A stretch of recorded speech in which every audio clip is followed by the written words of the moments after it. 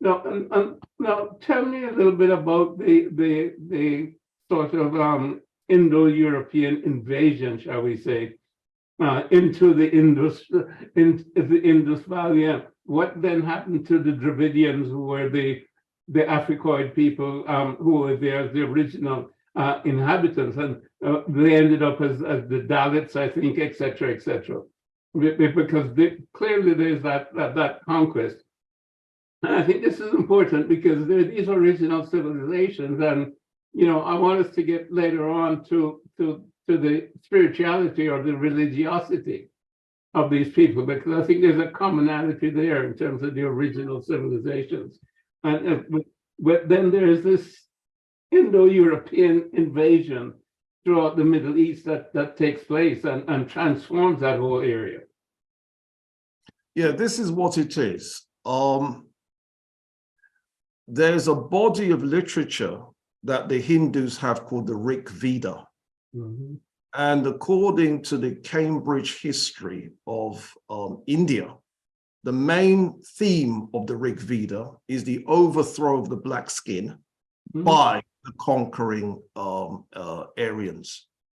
Now, what happens is there's a lot of Hindu nationalists who have tried to deny this, because if they accept this, then they would have to accept that the invasion of India is a reality, and their languages, the Sanskrit-based languages, are related to European languages. They would have to accept that. They don't want to accept that. They say that this view is a European incursion. Do you see? They want to say that the idea that there was an Aryan conquest of India was something made up by white people.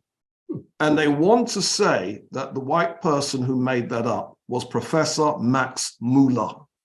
And Max Muller was a 19th century scholar. They also want to blame 20th century scholars who popularized what Max Muller was teaching. And they want to say that it's all a fake. Here's the problem with the it's all a fake theory. You still have to explain why is it that the Sanskrit languages are related to European. You see, you can't get around that. Do you see? Let me give you an example. One of the names that the Dravidians were called by their conquerors is Anasa, which means noseless. And you can break it down, meaning without, Nasa, nose. Nasa would then be nasal. Do you see? And even though neither of us can speak Sanskrit, we can work that out. And the fact that you can do that with Sanskrit-based languages shows that they are actually related to European languages. And therefore, the Sanskrit people are related to European people. And therefore, they really are conquerors.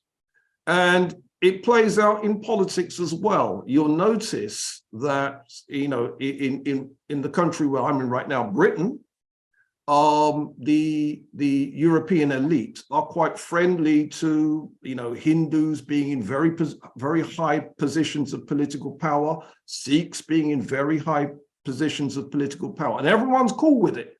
And why they're cool with it is because they know at a deep level they're actually related. You see, yeah?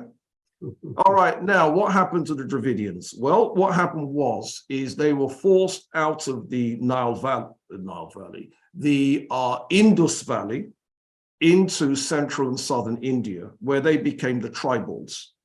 And then the ones that were accepted into the caste system were accepted in, but at the bottom. So they become the Sudras, which represent the feet of Brahma. Why the feet? That way you're walked on. Does that make sense? Yeah. And as everybody knows, India has got, issues of colorism and shadism galore. You look in an Indian newspaper, everyone's trying to marry people who are wheat complexioned.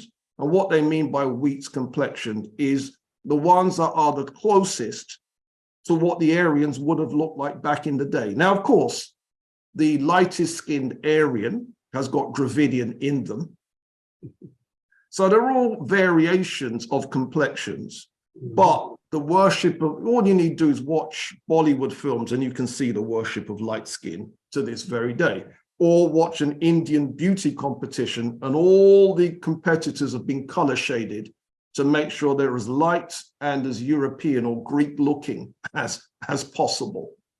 All right, now what's happened is due to the brilliant work of the late Dr. Runoko Rashidi, he has done a lot of work in India and has done a lot of work to hook the Dravidian intellectuals and their history and hook it up and get them to see it as part of Black history generally.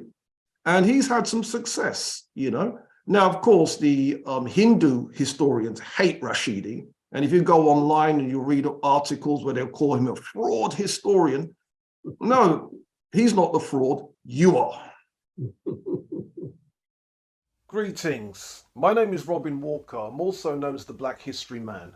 I am perhaps best known for my 2006 book, When We Ruled. Based on this book, I'm launching a new online history course aimed at you, the adults. You could be a parent, you could be a teacher, a mechanic, cleaner, professionals, care workers, security guards, taxi drivers, kitchen workers, entrepreneurs, tech heads, lawyers, all of you.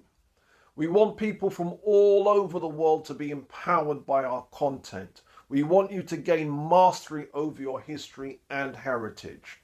And you can do this by subscribing to our course. Click on the link to get this powerful, life-changing material. It's something that I also I think is a bit of a puzzle. Is you know, India is a very religious place, and a lot of people seem to think that, you know, Eastern religion somehow came out of India, shall we say, bearing in mind that, you know, no religion has really come out of Europe, and the invaders of India are from Europe. Where did the religion come from?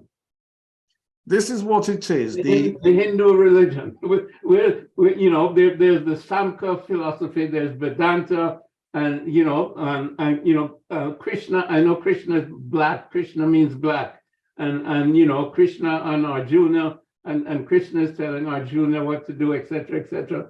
But it's like the fact that Krishna is black is somehow whitewashed, if you will, or not made relevant. So again, we seem to have a cover-up. Yeah, this is what it is. The original religion of India, or the Indus Valley, would have been the worship of deities like Shiva, Vishnu, Sattva, and so on. And these deities are usually shown as male-female pairs, right? What then happened is with the Aryan invasion, they took some of these deities and changed them around in Hindu form. So in other words, the Hindus didn't necessarily bring a new religion. What they did was pervert the religion that was already there. And they then combined it with a colorism and a shadism, which is the precursor for what we would today call apartheid.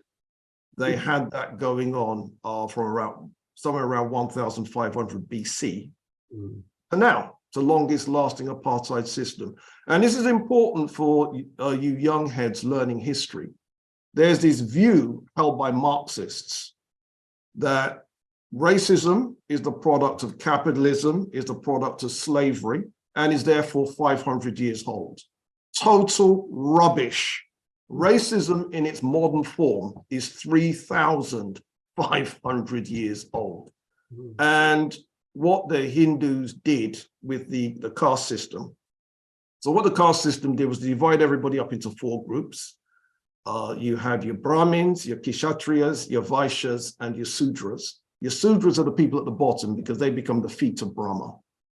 And then you've got the people that they've thrown out of the system. Sometimes they're called untouchables, sometimes they're called outcasts. And essentially what it does is keeps the dark-skinned folks at the bottom, the light-skinned folks at the top, restricts the job opportunities of the dark-skinned folks. And that is essentially how it went down. Now, what then happened is when Buddhism came on the scene, Buddhism preached against the caste system. So Buddha, in some ways, could be seen as a revolutionary. He was the Martin Luther King, preaching against the caste system. And so what the Hindus did was to kick the Buddhists out of India and kick them into Sri Lanka. And then Buddhist disciples ended up spreading Buddhism into the Far East. Does that make sense? And Buddhism is an anti-caste religion. So Buddha was a revolutionary. And now, the early statues of Buddha are of, my features and curly hair. yeah, Of course, the statues in China have, Mongolian features, but they still have the tradition of the curly hair, the aesthetic. yeah. So I think he was an African person, if you will. I wouldn't use the term African. I'll tell you why I wouldn't use the term African. I would use the term Black. Let me tell you why. Okay, I understand. But go ahead, explain, please. Yeah, this is where I disagree with the late Dr. Rashidi, because Rashidi would teach that all these people are Africans. I don't teach that. Mm-hmm. All these people are Black. Let me tell you why I don't say Africans. As a thank you for visiting our website, we are giving you a free copy of our exclusive 100 Black History Facts, which is in fact a taster of our course content. Make sure you leave your email address and we will send it right to you. We hope it inspires you to dig deeper into your history and heritage. Think about what would happen if there's a consciousness, a Black consciousness spreading among the Dravidians. Would they be fighting for Africa, or would they be fighting to get rid of Hindu power over them? Which one? They'd be fighting to get rid of Hindu power. Now, if you say, but you guys aren't even Indians, you're Africans, the Hindus would say, yep, we agree, they're Africans, therefore they deserve to have no power here. And you, by calling them Africans, you've undermined their nationalism. Do you see? Same thing, if there was a Black consciousness that spread among the Elamites and their descendants, or among the Marsh Arabs and their descendants, and someone says, but you guys are Africans, the Iraqi and Iranian government would agree and say, yep, they're Africans, therefore they don't deserve any power here. Do you see? Whereas I prefer to call them the original Iraqi, the original Iranian, the original Indian. So that makes it clear that land is theirs. Yeah? Now, as Africans, they're our brothers, and we support them, and we hope that they support us. So we're brothers, but that's why I prefer to call them Black, not African. Do you see? Yes, I see your point, and definitely I'd say I agree. I think as we follow, shall we say, the early migration east, we see the Black man at the beginning of all civilizations. For example, as you go further east into places like Cambodia, etc., the Khmers, as you go into China, the Shang Dynasty, as you go into Japan, the Ainu, and Australia. Can you take us on that journey? To some degree, clarify it for us on the time frame. I don't know enough about the Far East to go there. And I don't think that we Black scholars have done enough research to go. Now, I've certainly seen books on ancient China, and they definitely talk about an oceanic Negroid presence. They definitely say that, because I've got the books that say it. Can we link this oceanic Negroid presence to the Shang dynasty? Possibly, but I would want to see a hell of a lot of studies before we go there. I work on this principle that when we deal with our history, it has to stand up in court. Imagine you've got the most anti-Black prosecutor coming against you, and you've got to be able to defend it. And with the Shang dynasty in China, I don't think our scholarship we've got enough to deal with that yet. Same thing, what's in Cambodia? I've seen some of those artifacts and some of them are really interesting. Angkor Wat? Huh? Angkor Yeah, Wat. the same thing. If we're going to say that Black people built that, we better come with evidence, you see. And again, I'm not sure about that. So I don't go there yet. I think that's an area where Black scholars need to do a lot more research. Then we've also got things like the scholars talk about the Australo-Melanesians. And what they do is they mix up the indigenous Australians with the indigenous Melanesians, with the indigenous Micronesians, with the indigenous Polynesians. Why? Because they have an ancient shipping tradition. These people have been sailing ships for thousands and thousands and thousands and thousands and thousands of years. Why mix them up? So that way you can credit the Polynesians with it, do you see? And what we need to be able to do as scholars is to disentangle the Polynesians from the rest, because the rest were definitely Black. Yeah. So we work out how much of that history is ours. And so what I would suggest is we need to do a lot more research. So basically, once we go further east than the Indus, I would suggest that that's an area that we need to really dig into the history, dig into the physical anthropology, and make sure that everything we say we can prove.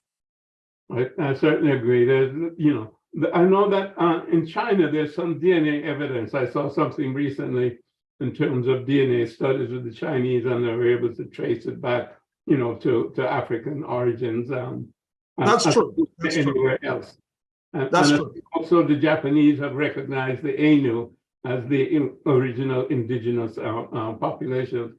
So again, I think there's some evidence there. But I agree with you that scholarship is needed in terms of fleshing it out, so that we do have more evidence that we can stand on.